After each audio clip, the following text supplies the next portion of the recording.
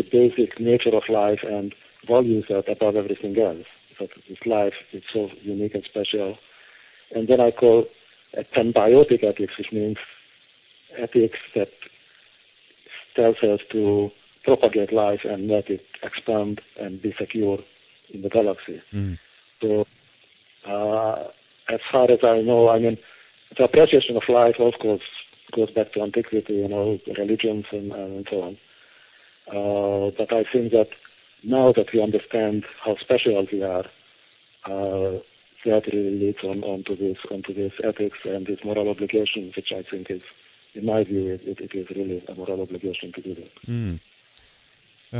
So if we go into some of the technical details on how this would be pulled off, then let us know some of your suggestions in terms of how we would transport, so to speak, the material from here to elsewhere, depending on where that is, extrasolar planets and so forth, Michael. Yes. Okay, now there are several options for selecting targets for this, and each has advantages and disadvantages. The most obvious is there is, for example, the Kepler mission, and NASA Kepler mission out in space now that going to try to detect extrasolar planets about other stars, Earth-like extrasolar planets, relative, with livable properties. Once they are found, they will be an obvious first target. One question is, if there is life already there, will we, harm it? And I want to come back to that question later, but there might be, again, I don't necessarily think that there is life out there, but if there is, that is a legitimate question. Yes. The other problem is that they are relatively small targets. I think even if they are maybe 10 or 20 light years away, you have to aim very precisely to hit a planet, which is immensely further away than Mars, for example.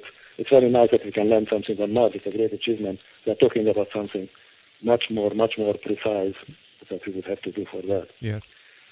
There are two other alternatives which I think are preferable for several reasons. One other alternative is to look at solar nebulas, that is, planetary systems in the process of being formed. And what you have at that stage is a big mass of gas and dust that occupies kind of a planar circle about a new star, where collisions between the dust and rock pieces eventually build up new planets.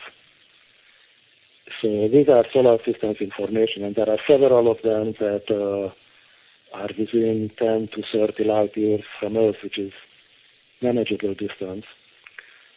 One advantage is several advantages. One is that they are much larger targets. You don't have to hit a planet. When a planet, you have to hit within like an astronomical unit, which is called the Earth sun distance. Have to be as precise as that.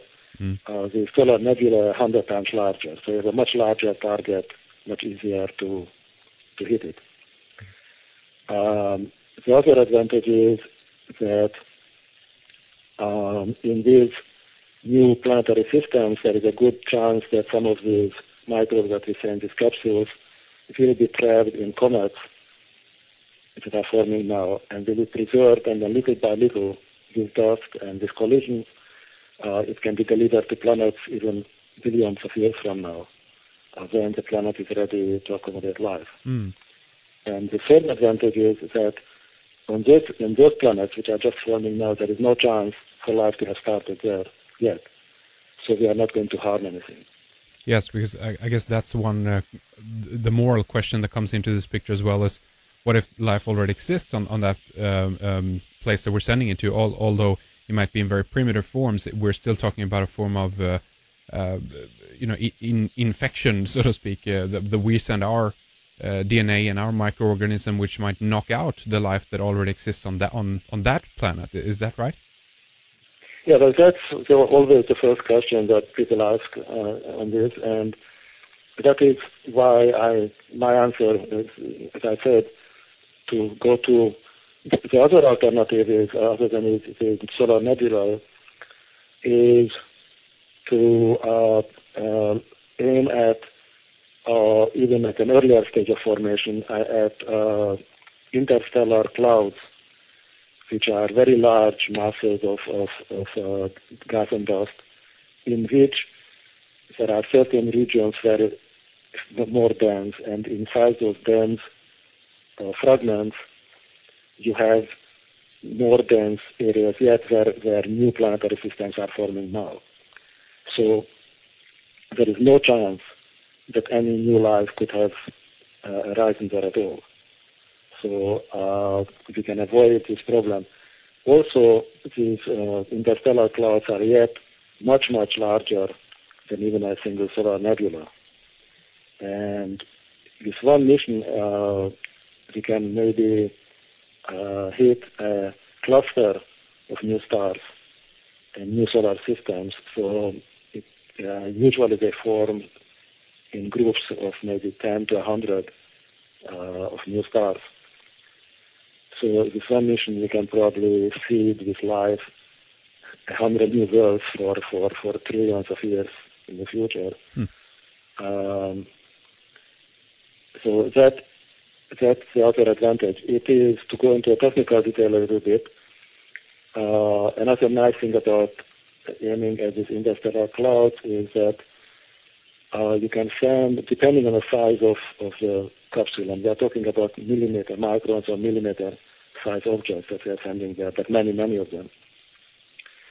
They will penetrate into this cloud, which is very thin on the outside, and they will be selectively slowed down when it gets thicker and denser, so they will automatically be stopped just where if you want to aim them at.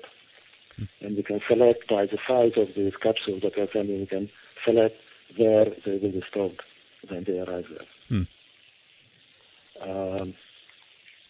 Right.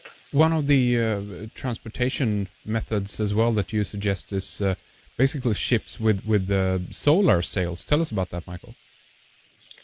Well, the most promising method that we have now for interstellar travel is solar sails, which is very, very thin films of material. I think we can get down nowadays to micron size thickness. And when solar radiation hits these objects, these sails, they can speed up slowly but continually as they are moving away from the solar system because of radiation pressure. They keep accelerating, and so we can get them nowadays to the speed of about 1/10,000 up to 5/10,000 of the speed of light. At that speed, so then it takes 10,000 years to travel a light year, or 100,000 years to travel 10 light years, or it would take even 1 million years to travel to this interstellar cloud, for example, which is about 500 light years. We're talking about 1 million years, although, with this. Wow. How would microbial life survive this journey then, in terms of all the cosmic radiation? And that's a puzzle as well, because apparently, as you said before, life from elsewhere might have ended up here, but the question is, how do they survive in these cosmic conditions, Michael? Well, for that reason, they would need to be well protected, and they would have to be protected. Well, inside rock we can probably do better by designing shields. The factor that helps is that once we are in interstellar space, we will be down to like 3 degrees Kelvin, which is only 3 degrees above absolute zero. So they are very, very cold. They could be dehydrated, so made as inert as possible. This is an aspect that really requires research. There are also microbes that are more resistant to radiation many times than normal microbes. We would have to design probably payloads and microbes that, with